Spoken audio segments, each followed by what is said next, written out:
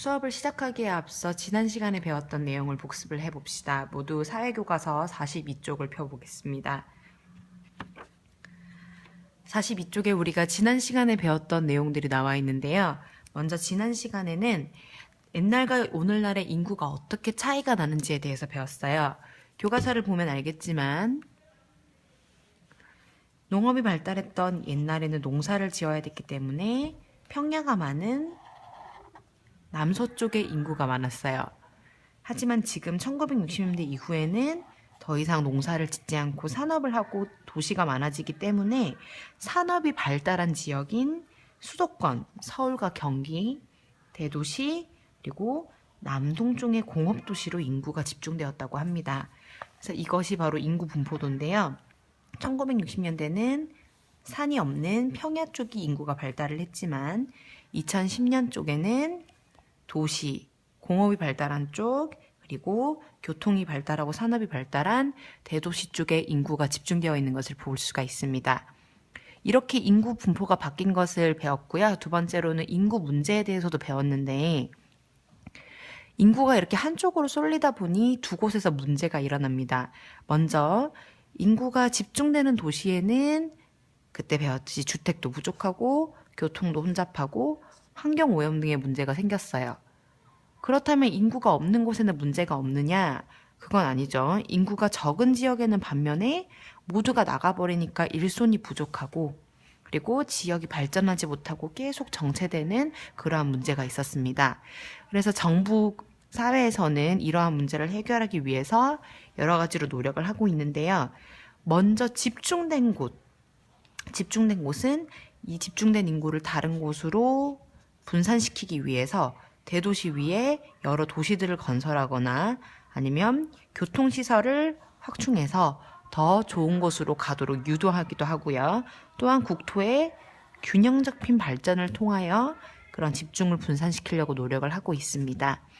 지난 시간에 배운 내용은 굉장히 간단했고요. 이번 시간에 배울 내용을 학습하기 전에 앞서서 모두 교과서 47쪽을 펴봅시다. 인구 분포도라는 말이 나와 있는데요.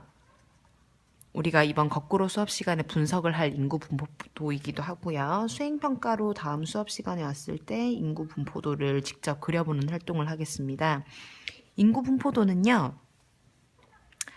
이렇게 표로도 각 지역의 인구가 몇 명 있는지 나타낼 수 있지만 이것보다 한눈에 어디가 많고 어디가 더 적은지 알기 위해서 그림으로 인구의 분포를 표현하는 그림입니다.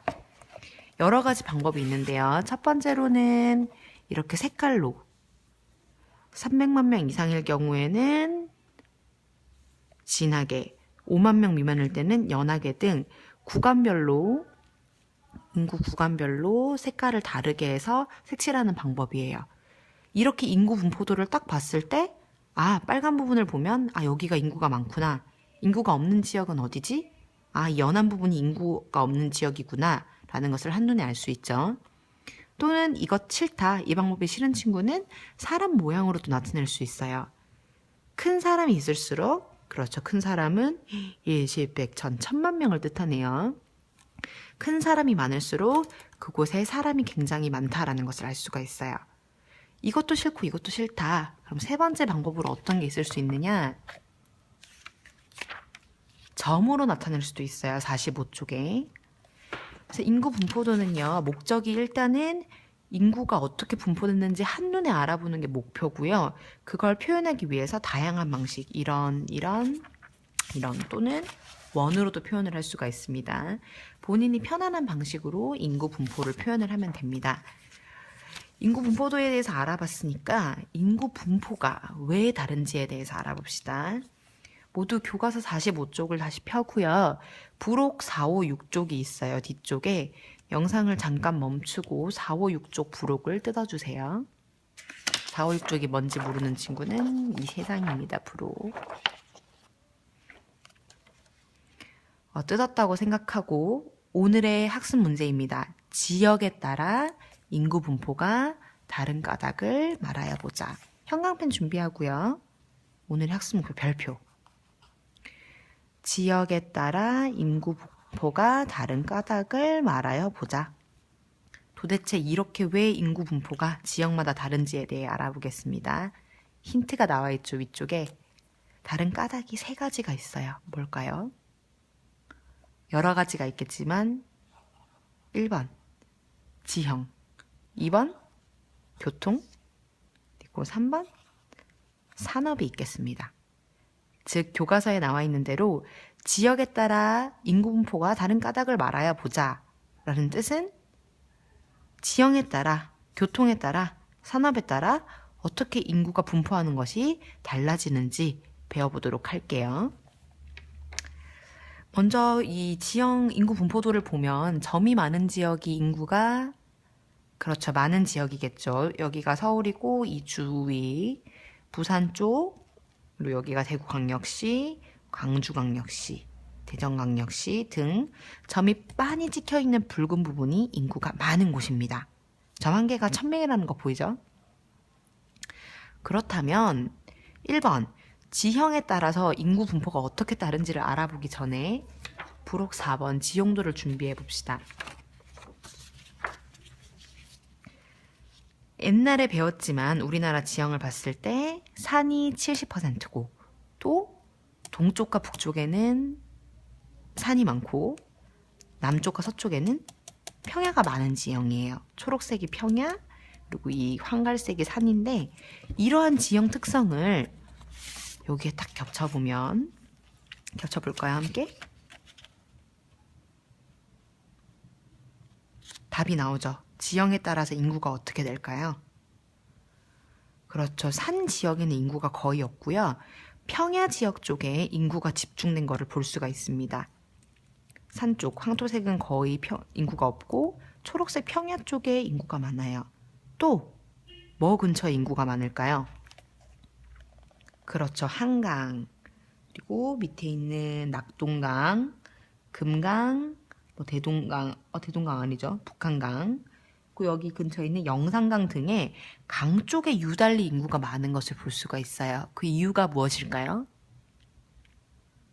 그 이유는 2가지 정도가 되겠는데요. 첫 번째는 우리나라가 옛날부터 농업을 했기 때문에 농업에 필요한 물을 빠르게 구할 수 있었고요. 2번째는 공업, 산업이 발달을 하려면 공장을 짓고 공장을 돌리기 위한 물이 필요한데 그 물을 쉽게 구하기 위해서 강 주위에 이렇게 도시가 발달을 하게 됩니다. 다시 정리를 하자면 농업을 짓기 때문에 농사에 필요한 물을 쉽게 구할 수 있어서 인구가 몰렸고 또 산업에 필요한 물을 구할 수도 있었기 때문에 산업이 발달하면서 그쪽으로 인구가 몰리겠죠. 왜? 산업이 발달하면 일자리가 생기니까. 그래서 평야, 강 주위에 인구가 많은 걸 알 수가 있고요. 한 가지가 더 있어요. 어느 주위에? 내륙일까요? 해안일까요? 그렇죠. 보면 내륙지방보다는요. 바다 쪽인 해안 쪽에 인구가 굉장히 많습니다. 이것은 해안 쪽이 항구 같은 곳이 있기 때문에 산업이 발달해서 물건을 만든 다음 해외로 수출하기 좋기 때문이에요. 그래서 해안 지역의 산업이 발달하기 때문에 해안 지역에 몰리는 것을 볼 수가 있습니다. 즉 지형에 따라 인구 분포가 어떻게 다르냐를 물었을 때 첫 번째는 평야, 2번째 키워드는 강, 3번째 키워드는 해안 지역이 되겠죠. 2번째 부록 5를 한번 봅시다. 우리나라의 교통도 친절하게 표시가 되어 있죠. 공항들, 항구들 보세요. 바닷가 해안선을 따른 항구들 이쪽에 굉장히 많죠. 동서남, 남동쪽에 굉장히 많고요. 동쪽에도 몇 개가 있네요. 고속철도는 파란색인데요. 우리가 흔히 말하는 KTX를 뜻하고요. 철도는 기차가 가는 길, 고속국도는 부릉부릉 자동차가 가는 길입니다. 이런 교통도로들이 많이 얽혀 있을수록 교통이 발달했을까요? 아니면 쇠퇴했을까요? 그렇죠. 교통이 발달했다는 뜻이고요. 보면 이쪽 지역은 굉장히 교통이 불편하겠죠? 과연 이러한 교통 때문에 인구가 어떻게 분포가 됐는지 알아봅시다. 겹쳐본다면 어떤가요? 간단하죠. 교통이 발달한 지역에 인구가 많다. 왜? 교통이 발전하면 인구가 이용하기 편리하니까. 다시 정리해 볼게요. 교통이 발달하면 편리하기 때문에 인구가 많이 몰린다. 그것이 바로 이 교통도와 관련된 인구 분포였어요. 마지막 산업도를 보겠습니다. 우리나라의 산업이 주로 어디에 발달했는가? 분홍색 그 테두리는 공업지역, 그리고 이 동그라미는 주요 도시인데요. 수도권, 그리고 여기 태백, 이쪽은 시멘트 사업이 굉장히 유명해요. 그리고 이 바다 쪽, 광주광역시 쪽, 군산 쪽, 대전 쪽, 이렇게 산업이 발달했는데 이 산업도와 인구 분포가 어떻게 관련이 있는지 보겠습니다. 겹쳐보면 당연히 어떤 지역에 인구가 많을까요? 너무 명확하게 나타나죠. 산업이 발달한 지역에 인구가 많습니다. 왜일까요?